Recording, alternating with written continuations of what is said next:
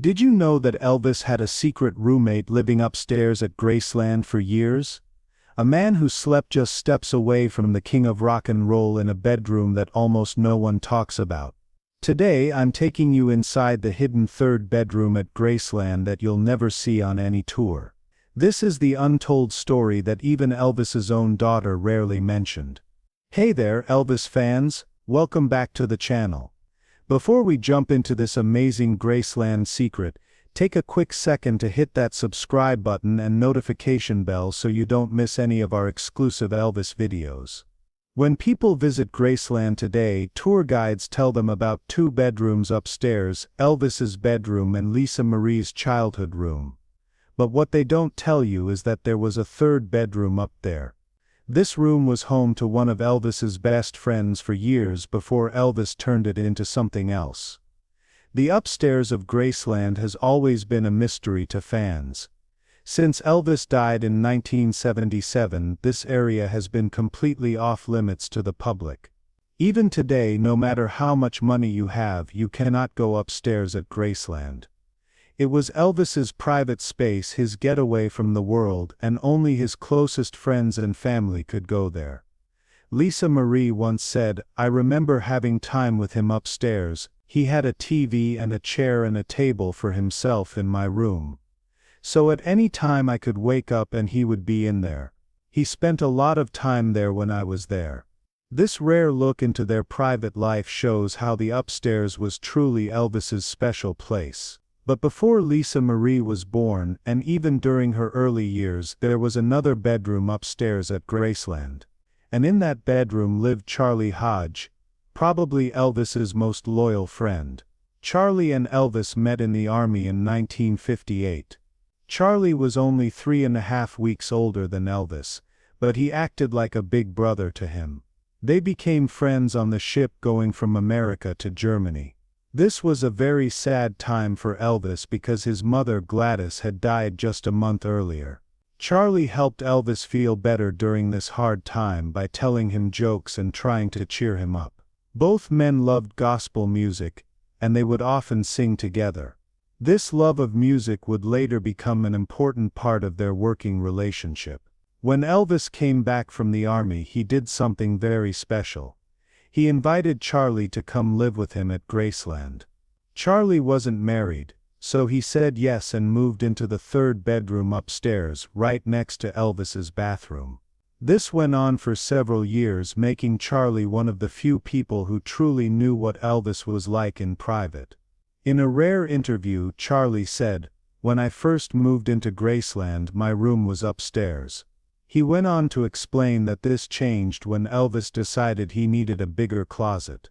That third bedroom, Charlie's room, was eventually turned into Elvis's walk-in closet to hold all his clothes.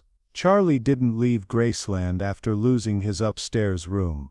Instead, he moved downstairs into another bedroom that tourists don't get to see.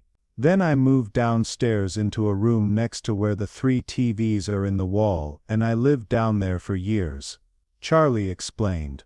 The basement at Graceland was very different when Elvis first bought the mansion in 1957. It wasn't finished, with just 2 small bathrooms and some open rooms. Over time, Elvis changed it into a fun area with a TV room, pool room, and other spaces for relaxing and parties. Charlie's basement bedroom was right next to the famous TV room where Elvis would watch 3 televisions at the same time. It's a room that visitors standing in the TV room during tours can't see, even though they're standing right next to its door. Charlie called it "my special room that people don't get to see." But Charlie wasn't the only member of Elvis's gang called the Memphis Mafia to live in this hidden basement bedroom. Before him, Jerry Schilling, another close friend of Elvis, lived in that same room.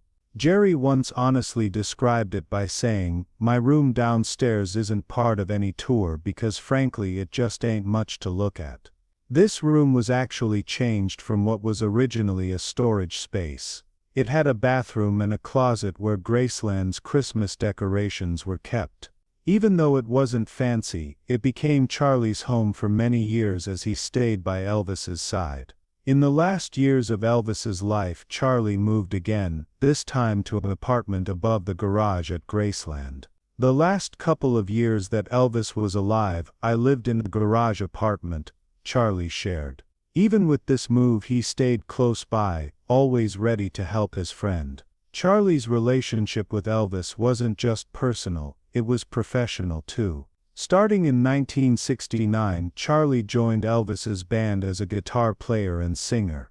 He was also known for handing Elvis scarves during concerts, which Elvis would then give to screaming fans. All in all, Charlie lived at Graceland for an amazing 17 years, staying with Elvis until the very end. While Charlie lived in the third bedroom upstairs, other important things were happening at Graceland.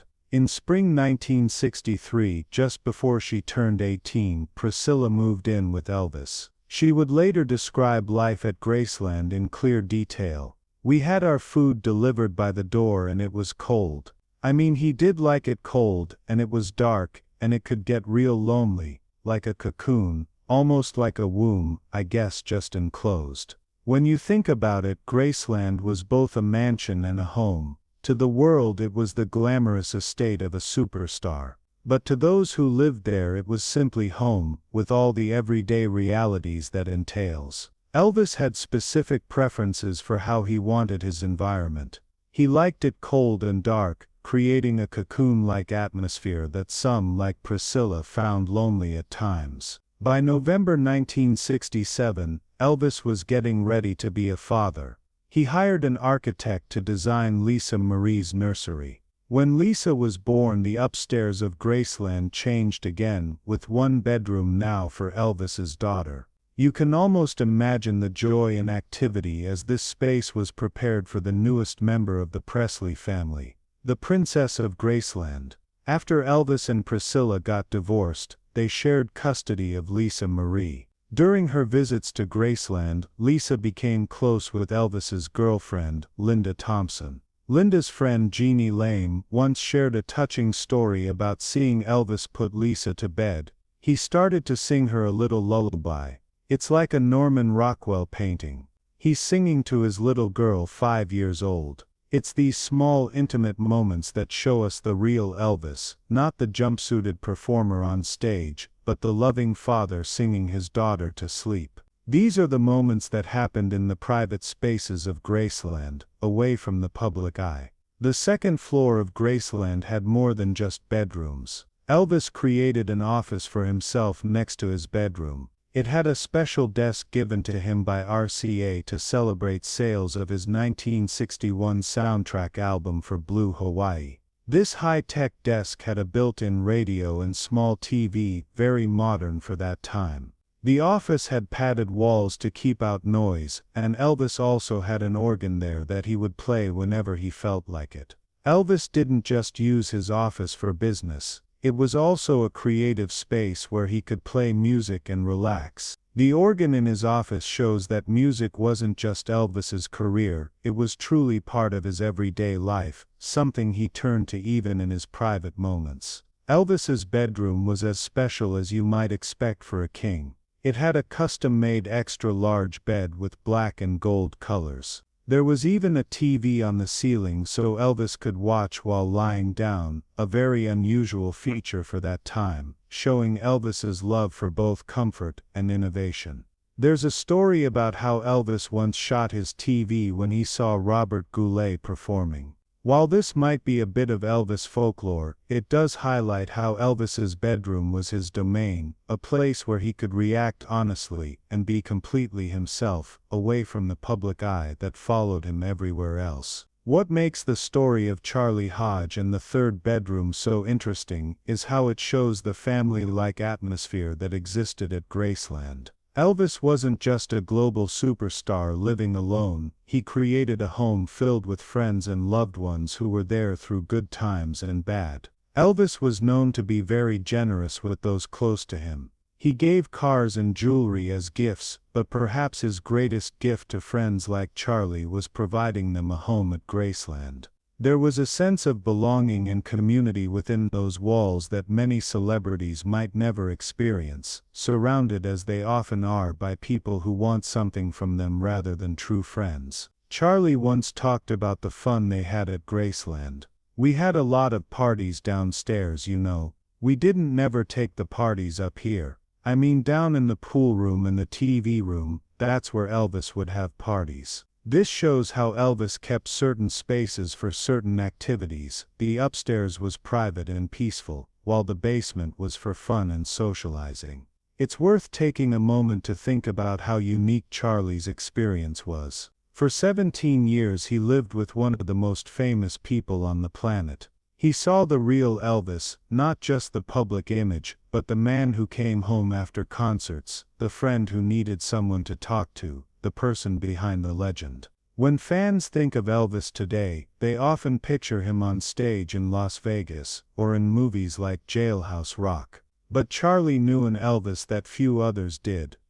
The Elvis who walked the hallways of Graceland in his bathrobe, who stayed up late watching TV, who sought the comfort of friends during difficult times. In many ways Charlie was more than just a friend or employee to Elvis, he was family. Their relationship started in the army when Elvis was grieving his mother, and it lasted until Elvis's death. Through the highs of Elvis's career and the lows of his personal struggles, Charlie remained a steady presence. After Elvis died, Charlie didn't immediately leave Graceland. He stayed on to help with the transition of the estate. He carried with him countless memories and stories of his years living there, first in the third bedroom upstairs, then in the basement, and finally in the garage apartment. Many years later, Charlie would share some of these memories in interviews and books. He became an important voice in preserving the true history of Elvis's life at Graceland. His first-hand accounts of daily life with Elvis give us a window into a world that most fans could only imagine. The third bedroom that Charlie once occupied no longer exists as a bedroom. It's now a closet filled with Elvis's clothing, but the memory of what it once was, a room where Elvis's closest friend slept just steps away from the king, adds another layer to the rich history of Graceland. So the next time you visit Graceland and stand in the foyer looking up at the stairs that lead to the forbidden second floor, remember that there's more up there than just Elvis's bedroom and Lisa Marie's room. There's also the space where Charlie Hodge once slept, the third bedroom that became a closet, a small piece of Graceland history that most tour guides never mention. And as you walk through the TV room in the basement, look for the door that leads to nowhere on the tour. Behind it was Charlie's second home at Graceland, another hidden space with stories to tell. Charlie's presence at Graceland, first in the mysterious third bedroom upstairs and later in hidden spaces downstairs, shows us the side of Elvis that fans rarely got to see. The private Elvis, the one who valued loyalty and friendship, who created a chosen family around himself at Graceland. It's these hidden spaces and untold stories that make Graceland more than just a tourist attraction. They make it a place where a real person lived, a superstar, yes, but also a man who wanted his closest friend nearby, who carved out spaces in his home for the people he cared about most. That's all for today's look into the secrets of Graceland. If you enjoyed learning about this hidden piece of Elvis history, please give this video a thumbs up and share it with other Elvis fans. And don't forget, there are many more untold stories about Elvis waiting to be discovered. What secret would you like me to explore next? Let me know in the comments below. Until next time, thank you for watching, and remember, even the smallest details in Elvis's life can tell amazing stories.